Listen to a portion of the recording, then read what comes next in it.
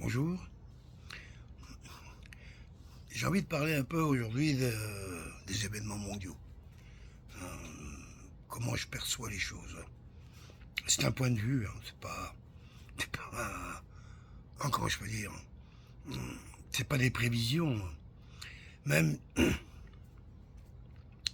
si j'ai tendance à dire que lorsqu'on connaît bien le passé, et lorsqu'on n'est pas ignorant de son passé, de ses racines, de ses sources, il y a de fortes chances qu'on ait trouvé des exemples par le passé qui permettent de donner une réponse aux situations actuelles en disant avant, dans une situation à peu près similaire, on l'avait traité ainsi, il en avait résulté cela. Donc c'est un petit peu ça, ce qu'on appelle l'enseignement et que j'appelle aussi les cycles. C'est-à-dire que voilà, pour moi la vie, tout ce qui anime la vie, tout, du petit atome à, je dirais même de l'électron, du quark, etc. Enfin tout tourne. Tout ça, c'est des cycles plus ou moins rapides, accélérés, tout c'est des repères. C'est vrai que la vitesse d'un électron autour du cœur de l'atome, c'est extraordinaire. Mais par rapport à nous, alors par rapport aux étoiles, on n'en parle pas. Mais par rapport à d'autres types d'atomes, certains électrons, bah ça se compare, plus ou moins. Donc tout ça, ce sont des, comment je pourrais dire, c'est une manière qu'on a créé le monde pour essayer de l'interpréter, de communiquer avec, entre nous.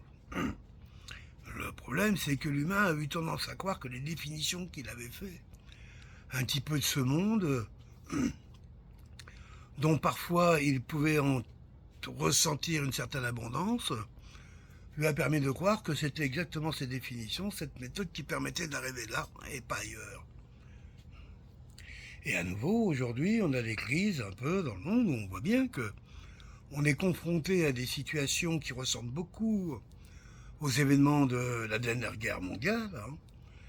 C'est-à-dire qu'à l'époque, il s'agissait d'imposer un modèle industriel et agricole sur la planète et de trouver les acteurs qui allaient diriger tout ça. C'était surtout ça l'idée. Et donc, on sait très bien que, par exemple, les forces américaines, lorsqu'elles sont arrivées, lorsqu'elles ont débarqué en France, contre l'avis du général de Gaulle, à ne pas oublier ça. Ça, c'est une volonté des Américains en générant 400 000 morts. C'est là où la France a perdu le maximum de Français. C'est dans le débarquement des Américains qui sont venus nous vendre quoi? Ils sont venus sur une terre qui était déjà, comment je dirais, libérée. Parce que le peu qu'ils ont libéré, ça a été carrément une boucherie pour les résidents, tapis de bombe. Tout le monde connaît ce qui s'est passé en Irak. Ces horreurs-là, le Vietnam, je ne vais même pas en parler, moi.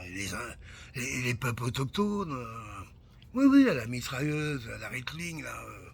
Bref, c'est pareil, c'est cette mentalité qui fait que, comme ils sont accrochés à leur définition, tout d'un coup, je pense que les hommes, à un moment, ne voyaient pas qu'il y a d'autres choses qui se manifestent. Là, aujourd'hui, pourquoi on arrive à ce paroxysme à nouveau d'ultra-violence déjà commencée? On dit attention, la guerre, elle est là. Il y a le Yémen c'est terrible, 1,5 million de personnes, une des villes les plus anciennes de la planète qu'ils ont réduit volontairement sous les cendres. Il ne faut pas laisser de témoignages du passé. C'est pour ça que les peuples noirs, dans la vision de certains, sont en danger. N'oubliez pas quand même qu'on a pris comme génome humain de référence celui d'un scientifique allemand blanc de 60 ans. Sérieux? Alors qu'il est parfaitement défini que les génomes de certaines peuplades africaines sont ceux qui sont les plus anciens de l'humanité du fait de leur immense diversité. Mais non, on a choisi un qui a carrément... Bon bref, on voit bien qu'il y a une vision... comment je dirais du vouloir à tout prix, alors qu'il y ait des intérêts, de l'argent, des filles, des enfants, certes, mais je sens cette idée du vouloir. Je veux. Et donc, je me donne les moyens de pouvoir. Et ils sont accrochés à ça. Ça ne lâche pas. Depuis qu'un jour, des gens sont arrivés sur Terre et au mieux de comprendre ce que l'autre voulait dire, ont traduit à leur manière le langage des autres et tout d'un coup ont éteint toute une communication, tout un chemin d'enseignement qui certainement aurait peut-être poussé les peuples civilisés et généreux à jamais s'engager sur des voies d'armes destructives comme on a aujourd'hui. Des monstruosités. Aujourd'hui, les gamins, on leur met un uniforme, un casque, des lunettes, je sais pas quoi. C'est joli sur la photo parce que ça correspond au personnage des PlayStation. Mais ces gamins, on en connaît tous. Un ou deux, moi je m'en fous, sa couleur de peau, c'est un gosse de 20 ans, 25 ans qu'on va les foutre dans des tranchées et qui va flipper tout son temps parce qu'il va être connecté avec deux petits trucs où en permanence il va écouter le ciel pour voir s'il n'est pas détecté. Tout d'un coup, paf, il va entendre bis, bis, bis, il y a un drone. C'est du délire. C'est épouvantable ce qu'on fait supporter aux humains, encore à nouveau. La dernière guerre mondiale, Stalingrad, des choses... L'enfer. Mais même ceux qui ont dessiné l'enfer n'ont même pas dessiné des horreurs de ce genre. Gaza, c'est ce qui se passe aujourd'hui. C'est tout. Oui, non, machin, mais c'est incroyable qu'on en discute. Qui peut discuter de ça? 200 000 personnes assassinées, je te parle pas du nombre de blessés, on multiplie par 3 minimum. C'est de la folie pure. Là, devant les caméras, il y avait des gens qui disaient oui, mais voilà, ils l'ont cherché. On en est là aujourd'hui. C'est quoi la suite derrière? Qu'est-ce qui vient juste derrière ça? Si on addicte devant, c'est quoi la suite? Le pouvoir. Le pouvoir, ce n'est que les forces de l'avoir. C'est-à-dire rien. Rien. Rien, parce que dans l'avoir, ça s'arrête jamais. C'est rien l'avoir. C'est rien. Et pourtant, ils ont bâti tout ça là-dessus. Hein? Je veux, donc je me donne les moyens, je peux, point à la ligne. C'est quoi la suite? Il y a des gens qui disent qu'il y a les forces de paix aujourd'hui qui œuvrent. Ah bon? Mais pourquoi elles sont pas œuvrées avant, les forces de paix? Parce que ils nous prennent pour des nazes ou quoi? Oui, il y a des gens qui disent qu'on n'est pas encore prêt pour la dernière guerre mondiale. Oui, c'est ça. Il y a des gens qui disent qu'il y a peut-être d'autres manières de réduire l'humanité. Oui, c'est ça. Mais qui parle de paix? Les seuls qui parlent de paix, c'est ceux qui subissent les foudres de ce capitalisme arrogant, halluciné, hein, qui veut que l'abondance corresponde à ce que des gens ont trop et jettent, et que d'autres n'aient rien et mendient. C'est quoi qu'on veut, là? Il y a une solution, là, aujourd'hui, là, collective? Oui, individuellement, à un moment, il va falloir qu'on trouve notre voie, notre équilibre, chacun. C'est certain, même encore aujourd'hui. J'avais envie de parler aujourd'hui de ça parce que ça existe dans ma pensée. Je passe pas mon temps, mais de temps en temps, je croise. Hein, et comment je pourrais dire?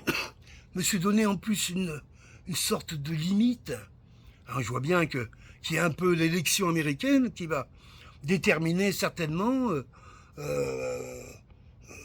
il va se passer, en tout cas, peu importe les résultats des États-Unis, de l'élection américaine, soit l'équipe en place derrière Biden, Obama, Clinton, tutti quanti, qui ça? Star aussi, peut-être. Ah, bon, derrière tout ça, là, il y a un monde qui est déjà en place, où tous les milliardaires, tous sans exception, hein, soutiennent ces gens-là. Hein. À mon avis, ils ont dû renvoyer les services. Hein. Hein, c'est aussi le lobby militaire, des armes, c'est aussi le lobby des assassinats en aiguille et en pilule. la tabacologie aussi. Enfin, on voit bien que le modèle que toutes les forces économiques de l'ultra-capitaliste, ultra-libéral, bref, cette cochonnerie barbare, accède tout son pouvoir en voulant conserver, quitte à faire n'importe quoi, ce qui est déjà en place, parce qu'ils ont déjà un programme que le OEF, c'est par son président, le gros là, Schwab, hein, qui nous a dit que nous serons heureux et nous ne posséderons plus rien. Waouh! Ils veulent tout nous prendre, tout prendre aux gens. Et en plus qu'on soit heureux. Comme je dis toujours, la seule direction que je connaisse pour faire ça, c'est la drogue. C'est ça. Et alors, c'est pas un peu la direction vers laquelle ça va déjà? Alors, est-ce que sur Terre,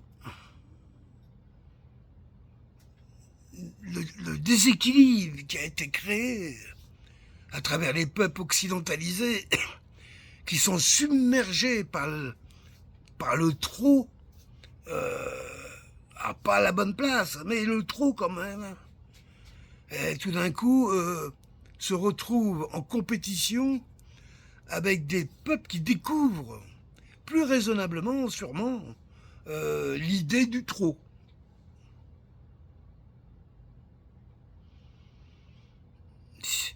On doit fabriquer encore des choses et des choses et des choses. Encore? Ben, on en a plein à la maison, c'est bourré ici chez nous. Là.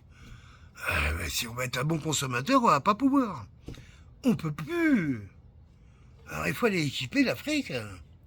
Ah, pauvre Afrique, pauvre continent. Mais eux, ils sont pas dingos. Ah, ils ont l'expérience des Européens. Ils disent, oh là là, oh, attention là. La grande distribution, dadadi, dadada.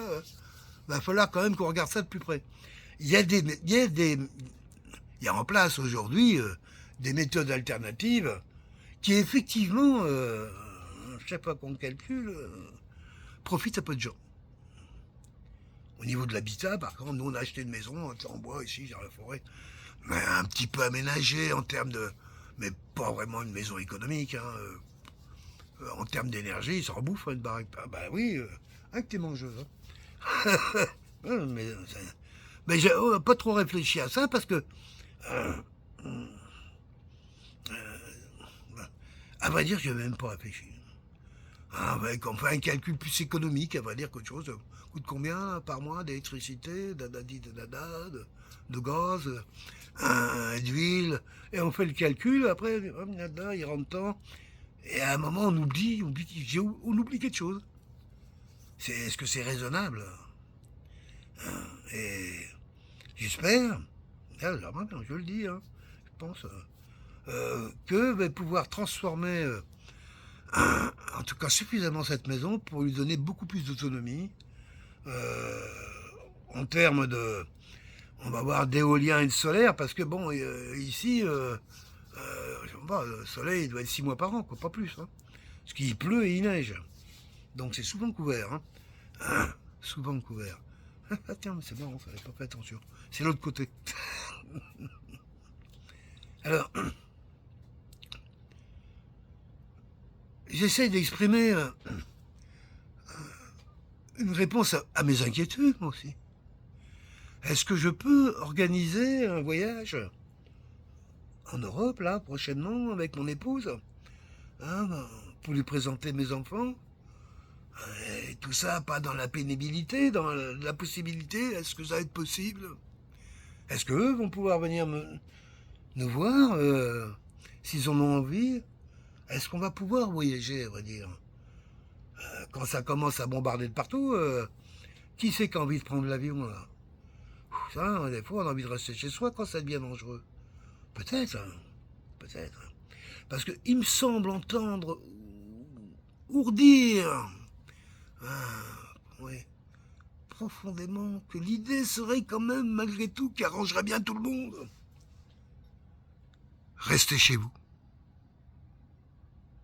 On se charge de massacrer autrement. Est-ce que ces saloperies là qui sont sur Terre aujourd'hui, ces massacres. On parle de millions de personnes. L'Ukraine, là, on en est avec les Russes. J'ai lu une statistique assez sérieuse, pas de BFM TV, bien sûr.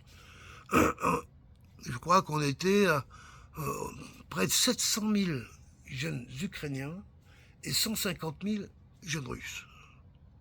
Ça fait près d'1 million déjà. Et le coefficient blessé moins important. On ne sait pas pourquoi, mais je pense que ça vient du fait justement que les drones ciblent, enfin c'est beaucoup plus ciblé, qui fait que quand ça touche, ça blesse pas, quoi, ça tue. Et les Russes, quand ils bombardent, il y a un bâtiment, ils savent qu'il y a 20 personnes dedans, et ils écroulent. Il n'y a plus rien après, c'est terrible, c'est terrible. Et les autres qui sont en recrutement, allez, on y va, non, il n'y a rien à gagner, il y a tout à perdre. Je veux pas y aller, tu veux y aller, quand même, c'est terrible. C'est fou. Et de l'autre côté, c'est des militaires qui chassent en hélicoptère des civils dans des toiles de tente. Même Hollywood n'a pas osé faire des trucs pareils. Ils n'ont pas osé, tellement c'est dégueulasse. Pourtant, en termes de dégueulasse, je pense qu'ils ont dû en faire, mais... Non.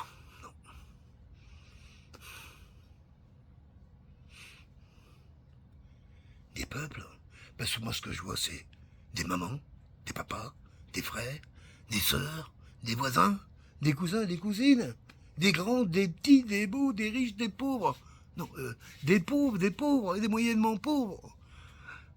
Des mécaniciens, des secrétaires, des infirmières, des balayeurs, menuisiers, un professeur, étudiant, enfant.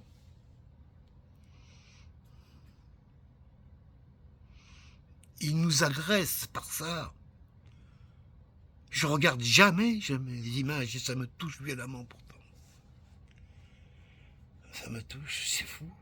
Ce qui me touche le plus, c'est pas l'événement en soi, parce que c'est déjà tellement effrayant qu'à un moment ça gèle. Parce que si ça gèle pas, tu te mets à pleurer, t'arrêterais jamais. Depuis que je suis né, je vois ces horreurs. Depuis que je suis né, tout le temps. À nous menacer dans nos paix, nos tranquillités. Parce que c'est de ça qu'ils vivent. Il y avait aussi une sorte de religiosité hallucinée. Est-ce que j'ai peur Mais je m'en fous. S'il y a bien une chose de je me fous, c'est bien de ça, parce que je n'y peux rien.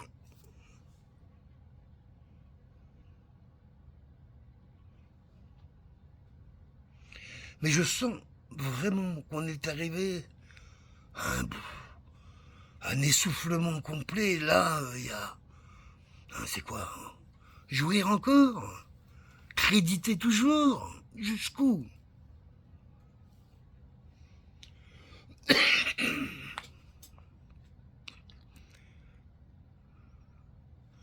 C'est triste ces événements, cette violence qui est imposée quasi quotidiennement à des gens qui regardent les informations générales et puis à ceux qui sont nourris à ça. J'ai été de cela parce que j'ai aussi mes périodes, mais à un moment ils sont plus là, où je peux pendant une semaine commencer à écouter des tas de trucs. Et puis là, qu'est-ce que je constate à chaque fois que d'abord, premièrement, l'alarmisme, quel qu'il soit, favorise quand même beaucoup ceux qui en parlent. Oui, les masses médias officiels, mais les autres aussi. Je vois des titres, des fois, qui pourraient même remettre en cause le sérieux de ceux qui débattent, ou qui en parlent. Donc, il y a de ça. Ensuite, on voit quoi Le gros, le petit, le moyen, et rien d'extraordinaire, comment on pourrait dire ça C'est d'être, je sais pas, d'une sorte... On te retrouve témoin de rien. Si ce n'est des émotions qui peuvent passer à travers des phrases, des mots, des images qui s'entrechoquent et qui, parfois, Oui, parfois, c'est pas insoutenable. Elles sont blessantes. Blessantes. Ça te pénètre. Et après, il faut cicatriser. Et sur ces chemins d'exploration de la vilainie, de la bêtise crasse, de nos élites corrompues, avachies, toujours plus pris dans leur propre piège, où ils savent très bien qu'à la fin, c'est perdu. Parce qu'à la fin, toujours, c'est la vie qui gagne. Parce qu'elle est partout. Voilà, même quand vous voulez lutter contre. Lutter contre la mort. On sent que vous avez compris la vie. Là, tout de suite, ils sont... mais c'est vrai que dans certaines spiritualités, du fait qu'après la mort, votre mort, il n'y a plus rien. C'est pour ça qu'il y en a même qui pensent à créer des hologrammes, mais surtout à modifier le droit de manière que ces hologrammes puissent partir. Alors c'est drôle quelque part. C'est drôle si ce n'était aussi catastrophique.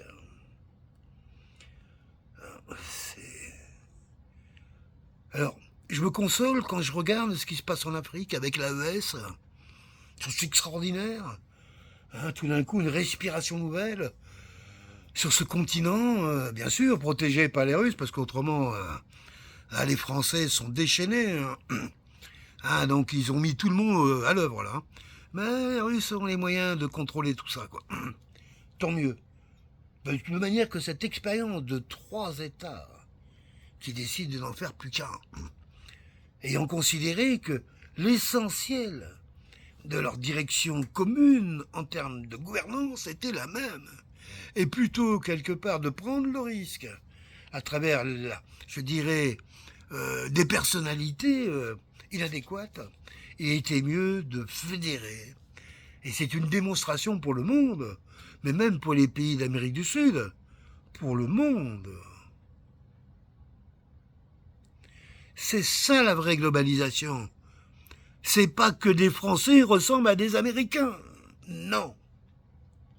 Mais que quelque part, si à un moment, à travers l'Italie, l'Allemagne, l'Espagne, mais je dirais plus Italie, l'Espagne, la France, Pays-Bas, bref, qu'il y ait une sorte de... Et à un moment, Sarkozy, qui n'était pas plus crétin qu'un autre, loin de là, avait parlé des États de la Méditerranée. C'est pas idiot. C'est pas idiot. Le problème, il y a des nerveux là-bas. C'est même les plus nerveux de la planète. Mais les États de la Méditerranée, c'était une très bonne idée. Je pense que le monde doit se remesurer de cette façon cohérente. C'est ça la globalisation, et pas leur histoire que tout le monde doit s'habiller, manger la même bouffe qui est fabriquée par les mêmes groupes. C'est une folie. Pas compliqué.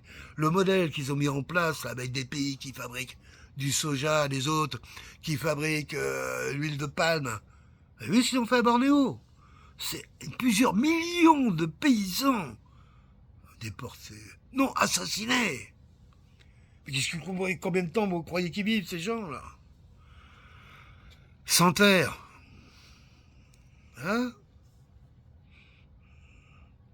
Alors, on nous dit guerre ou pas guerre. Mais elle est là, la guerre.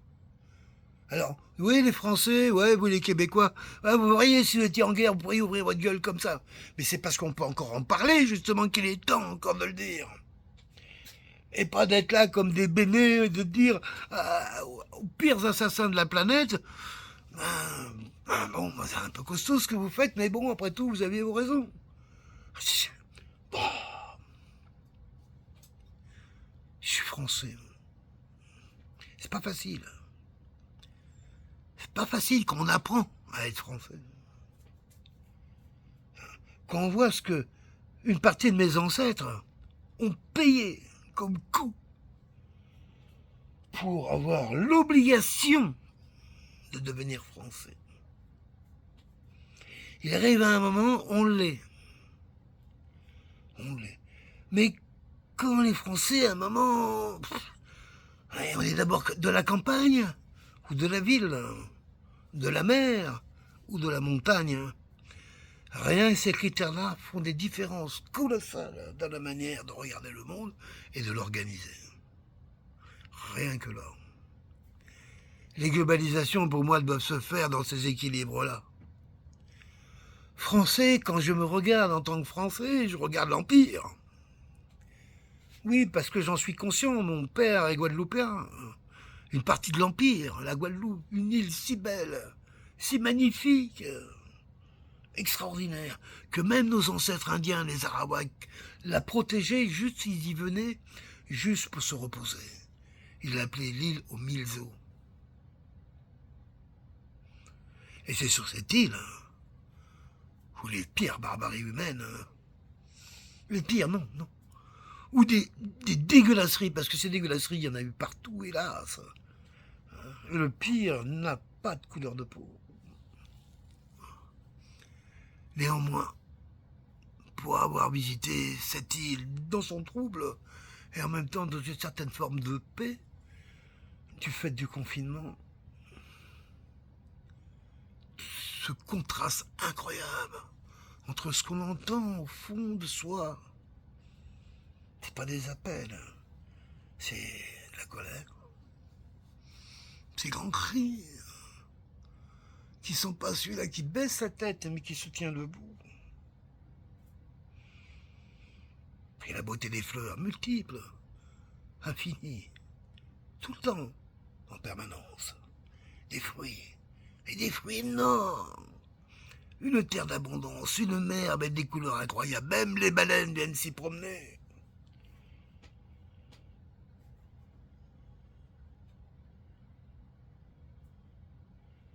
La paix, demandez à tous les peuples de la terre. Laissez-les s'organiser, pas dans les critères que un a tout et les autres n'ont rien. Parce que ça ne sert que les intérêts de situations qui nous font qu'on en est là aujourd'hui, encore plus compressés. C'est quoi que vous avez à proposer aux jeunes aujourd'hui? Qu'est-ce que je peux dire à un jeune aujourd'hui en France? Passe ton bac, bosse dur. Papa, les écoles qui payent, ça coûte quand même 25 000 euros par an. Et c'est pas sûr encore au début. Ah ouais, donc faut que les parents... et si papa il peut pas payer 25 000 euros? C'est quoi les voies qu'on propose aux jeunes aujourd'hui? La musique, le sport? Certes, il arrive à un moment, il faut gagner sa croûte.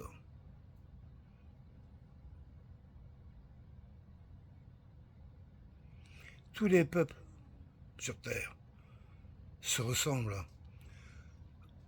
ne vivent pas la même histoire, mais quand je regarde de près, j'ai presque l'impression que tous les peuples de Terre, sur Terre, ont subi les violences outrancières, génocidaires du pouvoir.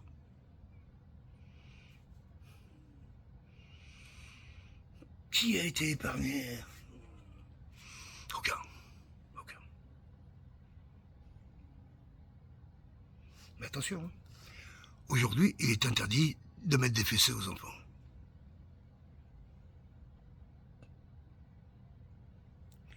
Alors,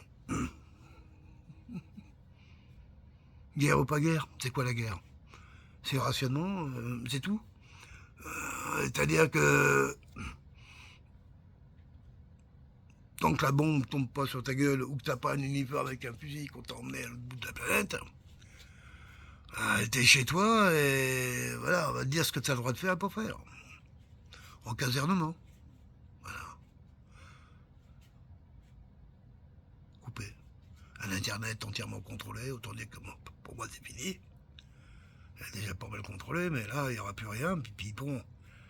Et à un moment, bon, on va écouter de la propagande en permanence, laisse tomber.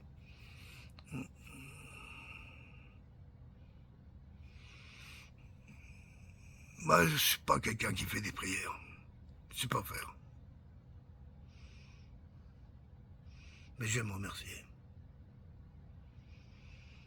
J'aime remercier.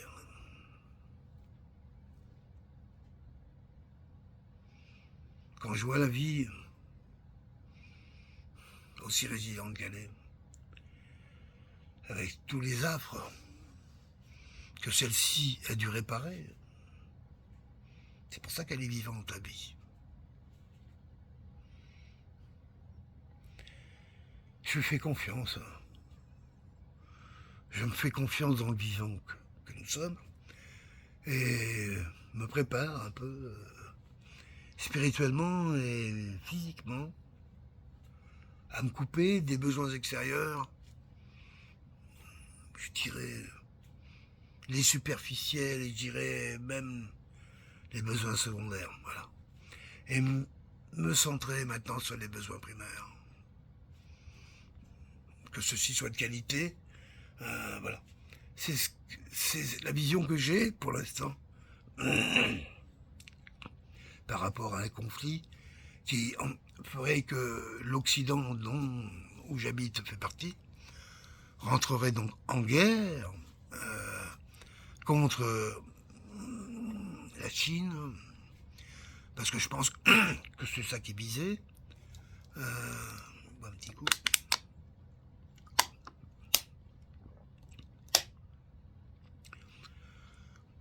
Et qui ferait tout d'un coup qu'on s'inquiétera pour nos jeunes. Aussi pour ceux qui sont sur les terrains d'exposition. Et puis, il y aura plein de mamans qui prieront pour leurs enfants, leur famille, leurs amis, leurs souvenirs. Il y en a qui se prépareront comme moi, en remerciant d'être témoins de la vie, et que celle-ci m'ait autant honoré, à travers même cette expérience ultime.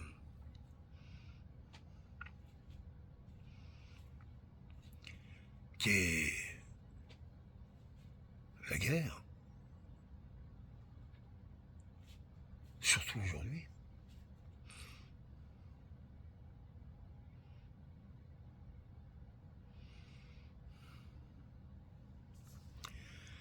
L'occasion d'une immense respiration.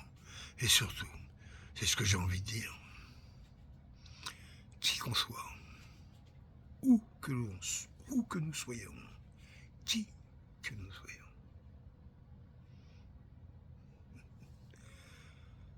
Nous sommes avant tout des humains. Nous sommes humains. Nous faisons partie d'une espèce unique en son genre, unique, qui s'exprime en bisexualité. Mais l'espèce est unique en son genre, parce qu'elle est celle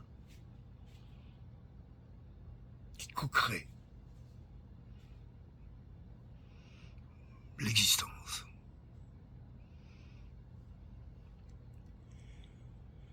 Bien sûr, avec Gaïa, l'esprit de terre-mère,